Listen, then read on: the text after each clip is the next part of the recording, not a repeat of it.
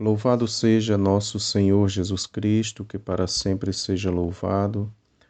Quarto podcast do mês de fevereiro, o último podcast dessa semana, desse mês, desse tempo de quaresma, desse café católico expresso. Meu nome é Helder e vou meditar mais uma vez o livro de Tobias. Mantenhamos sempre os olhos fixos no Senhor, meus irmãos. Lembremos daquela palavra da Escritura, do Evangelho. Olharão para aquele que traspassaram, aquela profecia do livro de Zacarias. Olharão para aquele que traspassaram. Jesus na cruz atrai o nosso olhar. Então tenhamos o olhar sempre fixos em nosso Senhor. No livro de Tobias, recordemos, meditando a cada momento, né? Eu vou tirar aquele momento que fala sobre o tema de hoje, sobre o casamento. E vai ser meditado a respeito do matrimônio, né, de forma breve.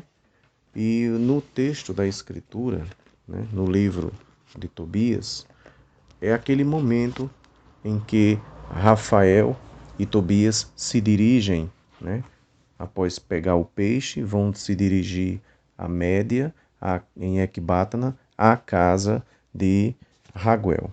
Lá, Raguel é pai de Sara, e lá eles vão realizar o contrato de casamento, né?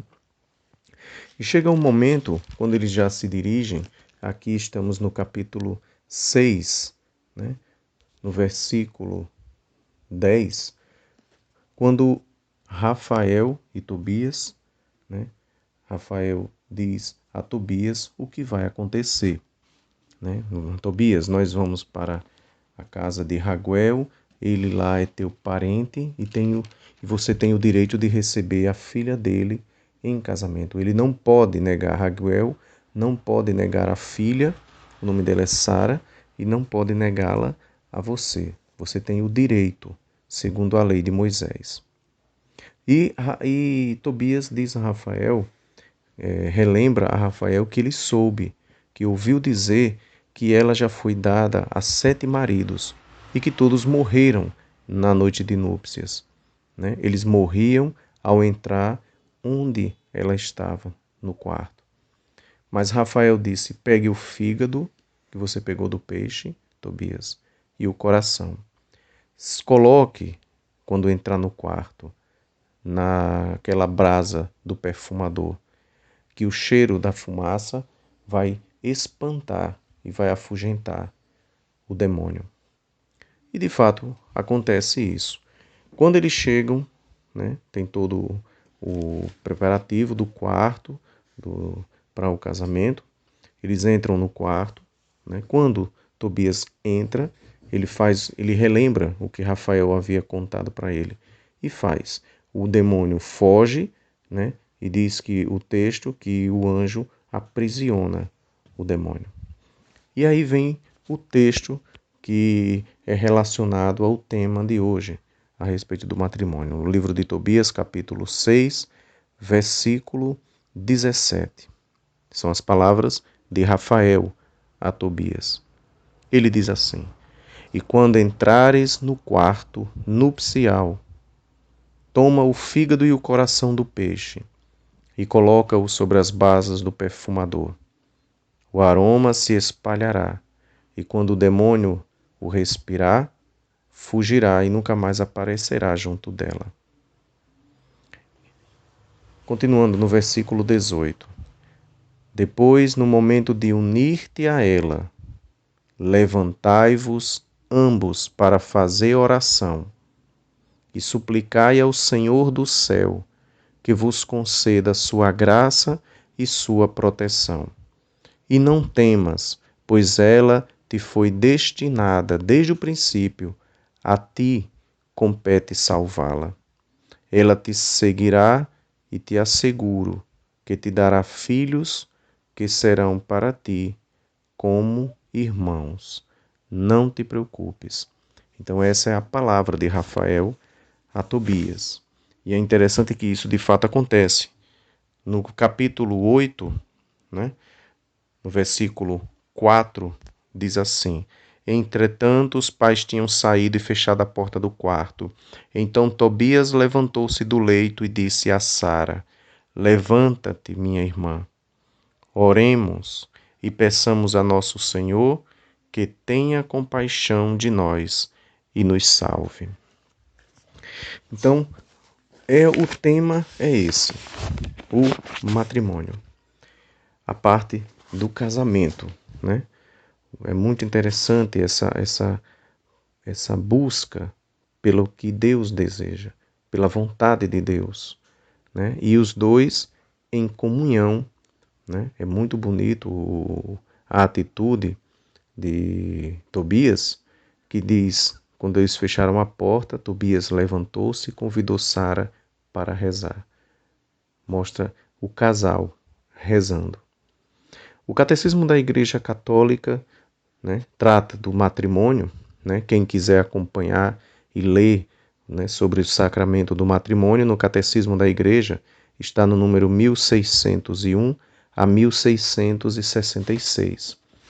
E no número 1603 tem uma afirmação que o Catecismo diz assim: A vocação para o matrimônio está inscrita na própria natureza do homem e da mulher, tal qual saíram da mão do Criador.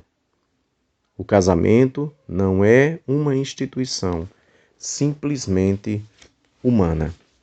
O matrimônio, meus irmãos, é uma instituição divina. Está na estrutura da criação, na ordem, né, natural das coisas. O Senhor criou o homem e a mulher. Eles são iguais, como diz o texto, osso dos meus ossos, carne da minha carne, são iguais, mas na diferença, o homem e a mulher, eles se complementam, são complementares.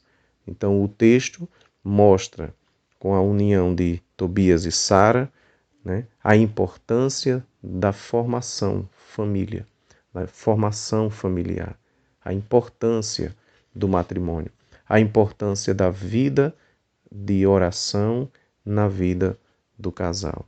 É um casamento de Tobias e Sara segundo Deus.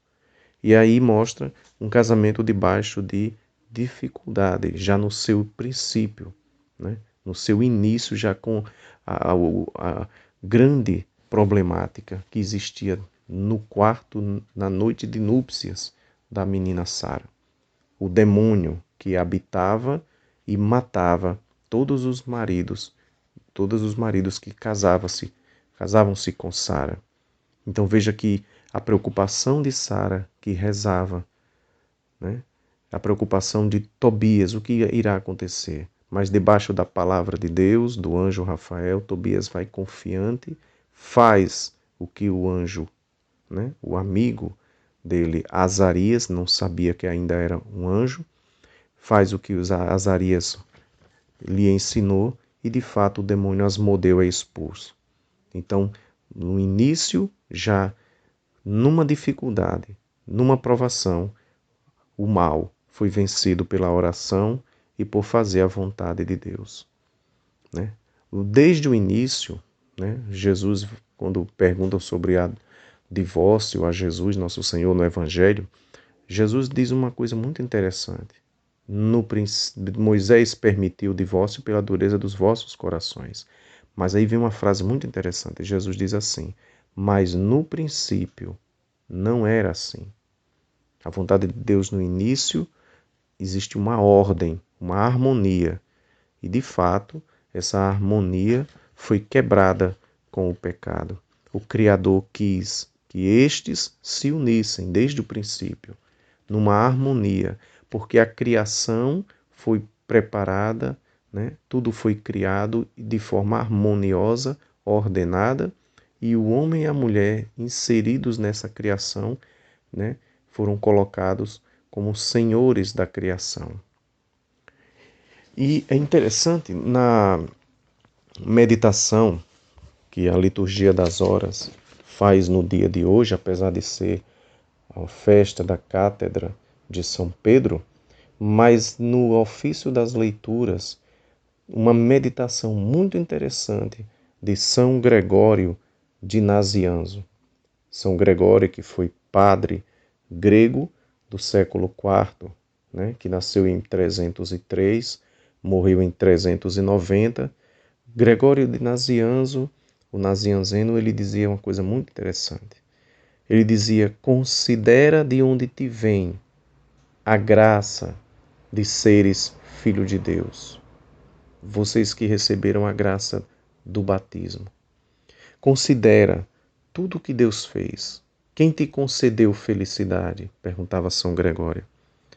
De contemplar céu, o sol, a lua, de contemplar a órbita, de contemplar a harmonia e a ordem das coisas criadas como uma lira afinada, como um instrumento de corda bem afinado.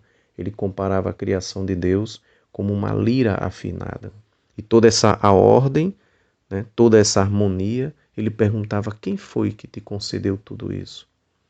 Quem te deu chuva, ó homem? Quem te deu as lavouras, os alimentos?